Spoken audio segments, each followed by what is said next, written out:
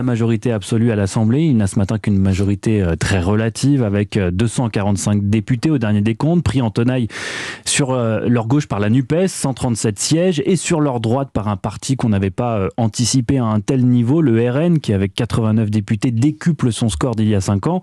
On va évidemment revenir en détail sur tous ces résultats, mais avant, Mathieu Souquier, cette question, est-ce que la France est devenue depuis hier soir ingouvernable ? Alors en tout cas, il y a un vrai flou. Ça, c'est sûr que les Français avaient plutôt dit oui à Emmanuel Macron à l'élection présidentielle. Alors certains parce qu'ils voulaient dire non à Marine Le Pen, mais quand même à la présidentielle, c'est bien lui qui est sorti vainqueur.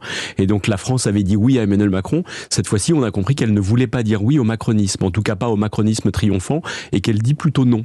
Et donc il y a quand même une situation inédite qui tient à l'impasse institutionnelle en réalité dans laquelle on se trouve. On a réformé nos institutions il y a une vingtaine d'années, en tirant les enseignements en fait de ce qu'on avait vécu il y a une vingtaine d'années à l'issue de 3 périodes de cohabitation. Et nous avions considéré de façon relativement consensuelle que la cohabitation n'était pas un bon système.